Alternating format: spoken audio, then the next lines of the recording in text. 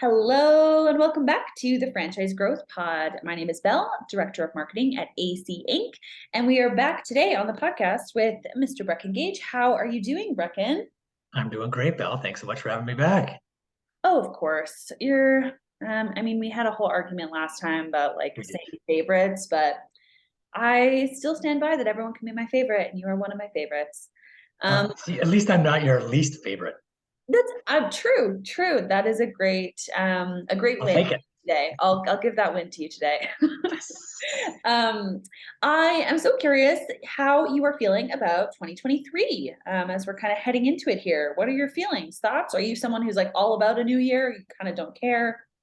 I'm not big on because I do set goals for myself every year for Mhm. sure, like professionally with the Yeah. family and that kind of stuff. But my goals are pretty easy to achieve usually. So, Oh yeah, I'm super yeah, curious because I know that you love your fitness and I you love do. your family and you guys have lots of like you plan fun trips and like you very much are very focused as like a unit on doing cool things together.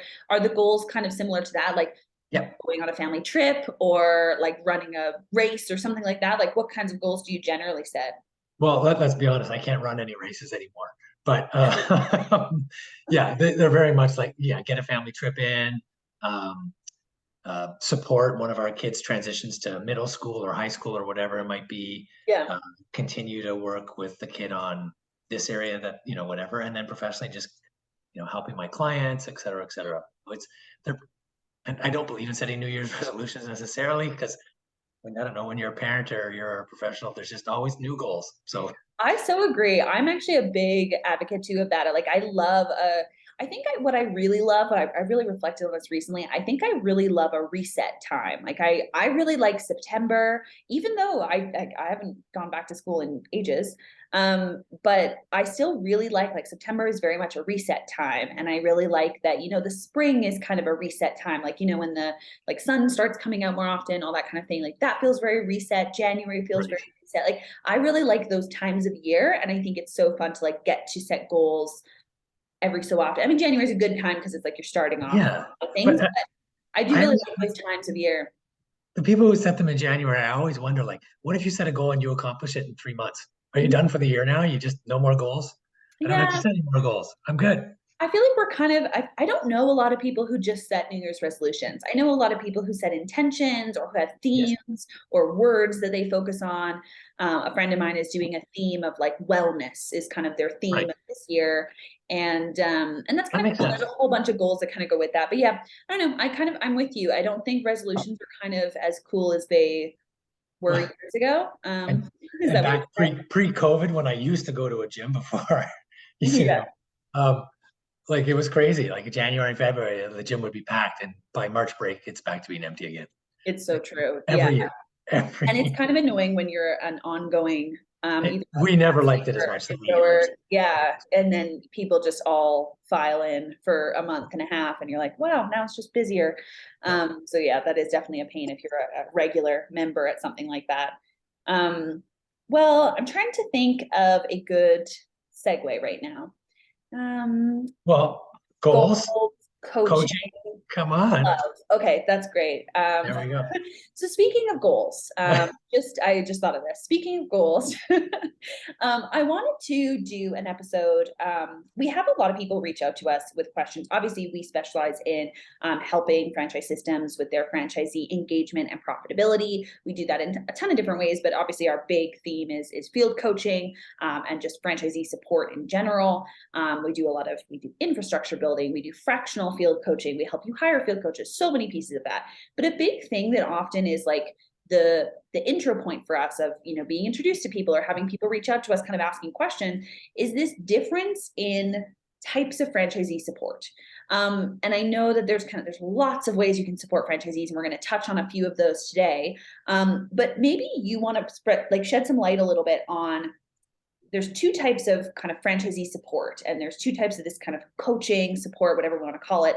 And it's very much this reactive or this proactive. There's kind of two ways, and there's a ton of things that fall under both of those. So why don't we start with reactive? Because it's what a lot of people put in place as they're growing. And it's what a lot of most of the brands that come to us already have that in place. And they say it works for some of these things, but we're really not seeing it work in these areas. So why don't you kind of start explaining a little bit about what it is, what it usually includes, maybe what we see a lot of brands kind of coming to us with, what it's good for. Any of those, I asked like 10 questions there. So why don't you just answer one to start? Well, let's start with, clarifying what reactive coaching is. And that is very much, they, in a nutshell, they call when they need help, right? Franchisee calls, I have a problem, please help me. And there's different ways that this can be supported. Sometimes I've seen, and we did a roundtable back in December where we talked about some of the different stuff, but like it can be where it's a ticketing system, or they'll have a hotline, and different people are assigned and they triage the calls as they come in, and they can be assigned to different people within the organization to help. Yeah. But you're right, this is definitely something we see a lot of with systems that are growing. They start off small and they have reactive. But then what happens with reactive coaching is the people who are solving them are essentially what I've always called firefighters, right? Yeah. They're putting out fires. We're helping them solve the issue or the symptom, but we're not necessarily solving the issue, right? And that is often it sounds great. We put out the fire, we solve the problem, great, but we actually probably haven't solved the problem. They're often very operationally focused as opposed to long-term strategic planning focused. Yeah. And that's where proactive coaching is obviously very different. Totally. And I do want to talk more about proactive coaching in a minute here. I just want to stick with reactive for 1 second, because as you said, like a lot of brands, and what we say, growing brands are kind of in that growing stage. Maybe they don't have, 700 plus units, but they're not also just starting, right? You have systems in place, you have people on your team, you're in that growth stage of your system. Why do you think that reactive is often the first thing that's put in place? Like you mentioned the firefighter thing, and I think that kind of has something to do with it, about how there are these problems that come up, right? So, a franchisee is struggling with something, whatever it is, it could be marketing, staffing, culture, whatever the thing is. And they're kind of seeking support, kind of really in the moment of like, there's this issue, we need to solve it. Why do you think that is what gets put in place in that growing kind of, or earlier stages of growing? Like, why do you think that's the first thing that people kind of start putting in place? It's interesting, Belle. I don't have a concrete answer for you. I have my suspicions that honestly, it's because when you started as a franchisor, and even when you're in that growth phase, your training is probably at the beginning not very good, frankly, for your franchisees. It's as good as you want it to be. It's not ever perfect for new franchisor. Well, of course, and you're learning as you go. Yeah, there's still some flawed things in there that you want to work out. All of that. Totally hear you. Yeah. And again, training franchisees is not an exact science. So as you're going, you will learn that there are things, and the patterns haven't established themselves yet, that this is where we suck at training. And so you just keep getting those calls over and over again. And so you put in the firefighter. Okay, let's solve it this way, as opposed to going to the root source, which is actually your training, or your onboarding, or the fact that you don't have ongoing proactive coaching, which I know we'll come to. But that is one of the reasons why I think it starts with reactive coaching, just because there are so many fires to put out. Yeah. At the beginning. And even for larger systems, I mean, not the 700 necessarily, they almost all have strong proactive coaching systems in place, hopefully. But the smaller to medium sized ones, there's still a lot of fires often, right? Because no system is perfect, and it takes years and years and years to make it as tight as you can. Yeah, totally. Yeah, I think that's kind of what I wanted to get to there, is it's really normal to have that be the first piece that you put in. And it is important, because you obviously don't want to have no support for when those fires happen, right? So obviously that reactive plays this very specific role in that growth. And that often, of course, is the first thing that gets implemented, right? Well, and the other thing is when you're new or you're growing, right, you may not be, your skills at identifying your ideal franchisee aren't 100% refined yet either. So you'll have people who get through your system who aren't perfect fits for your system. Yeah. And those people probably do need more reactive coaching in the moment, because they're making more mistakes. Yeah. And that's just part of the learning process. Again, very normal. Don't feel bad if all right now you have in is reactive coaching, you've got 50 units. That is really normal. There are ways to improve that.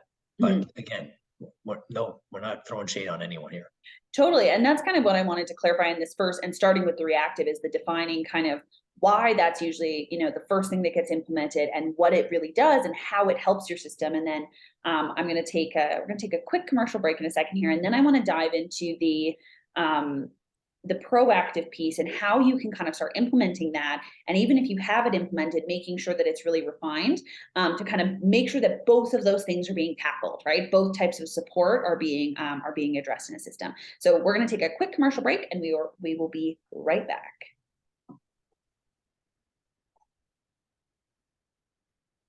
Welcome back. Thanks, everyone. We are going to be diving into the proactive piece of coaching. So I know we've talked a bit about the reactive, kind of why it gets implemented first, what role it does play, the firefighter effect, as we like to say, on the coaching and support side. And so, Brecon, for the proactive coaching and proactive support, let's really look at it that way as well, because coaching is such a big piece of it, but it is that proactive support. Do you want to kind of give a bit of an explanation on what that is and what it looks like in systems? Like if you looked at a system, you go, oh, I see they have both kind of in play here. Yeah, so we've defined kind of what reactive coaching. Proactive coaching is, in my experience, certainly, it is ongoing, regular meetings, whether it's weekly, bi-weekly, monthly, depending on your size and your needs. But as opposed to dealing with putting out fires, you are dealing honestly with teaching business skills, long-term planning, strategic planning, things like SWOT analysis, understanding your P&Ls, understanding your KPIs, becoming better business owners, so that they are able to problem solve themselves and help avoid a lot of those fires that might be coming up now. Leadership training, culture building, all these they sound very generic, but they're big items that, as a franchisee, if you can become masters in those areas, your business will become so much more profitable and successful. And when we think about the why of proactive coaching, and again, it's kind of a new fad, I would say, in the last 10, 15 years, right, in franchising, or not fad, but new trend. Yeah. I was gonna say, who uses the word fad? Old people, just leave me alone. But it is a new trend. But what we're seeing is it's actually, like, a lot of franchise systems are like, to make more money, I got to sell more franchisees. But actually, what you need is more profitable, successful franchisees. Oh, so true. And often, like, say they have 100 franchisees and they've got, if they rank their ABCD franchisees, and they've got, 50% are C and D, so they're low performing or struggling. There's actually a lot of potential there that with proactive coaching, those people could become profitable, which in turn leads to the franchisor becoming more profitable, and the system as a whole healthier. Everybody wins. Rising tide floats all boats, that kind of thing. So proactive coaching is something I strongly believe in. It's something frankly, it's one of my jobs, and I love it. It's you can make such a difference. It does take time. That is one of the downsides for sure.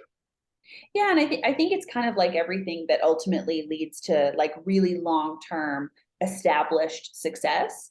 I just as a marketer, I talk a lot about, brand awareness, right? So branding, really being clear on your brand, the positioning in your industry, the awareness piece. So all kinds of content, all kinds of PR opportunities that are going to get your brand out to more and more people. And it's one of those things where it's the same thing, right? Where people are going, okay, well, but is that going to get me immediate ROI this month? It's like, well, no, there are things that you do in the support piece, right? Similar to the marketing piece that build, really quick ROI, right? There's lots of things like that across every industry, across every part of business. But then there are the pieces that you have to have if you want that really established long-term success. And that is that strategic planning, the strategic branding, like all those things. And it applies, I think, across all pieces of business. Well, and from the franchisor's point of view, like, you talk about wanting to sell more franchisees. Absolutely. How do you sell franchisees? By having successful franchisees. Yeah, well, and you have the data. Who rave about your brand and tell anyone who calls. Like, that is how you grow. It's not by just selling franchisees to random people and taking their franchisee fee. It's by building an amazing system. And to do that, proactive coaching is pretty much a requirement at this stage. Yeah, totally agree. Awesome. Well, I think this, and the intention with this episode was definitely to just kind of really clarify those two terms. So if if you're a growing system and you know that you have maybe one of these, or you kind of have maybe both, and you're looking for any kind of support on any of this, please do reach out. It's our absolute favorite thing. Who knows, you might get Brecon in in your system helping build this out and making sure that even if you do have proactive coaching already, that you're really optimizing it and making sure that there's, development for your coaches, and are your coaches, using an infrastructure that works long term, and all those pieces are so key. Absolutely. And how are you measuring success, right? All those components, whether Totally. it's franchisees or your coaches, they all add up, but they all take time. Yeah, totally. I fully agree. Well, I do really appreciate your time, Brecon. I think just, yeah, having these definitions and just this idea and being able to analyze your own system and going, okay, which of these do I have? Which of these is working? And then being able to reach out to us if you need any support on the proactive or reactive. We do help with those kinds of ticketing systems and stuff as well, and kind of how that works with the proactive side. Yeah, so definitely do reach out to us if you haven't already. And thank you again so much, Brecon, for your time today. Always a pleasure, Belle. Thanks so much. Yeah, so much fun getting to podcast with you always. And I hope everyone's January is off to an amazing start. Go be awesome. You can't hear my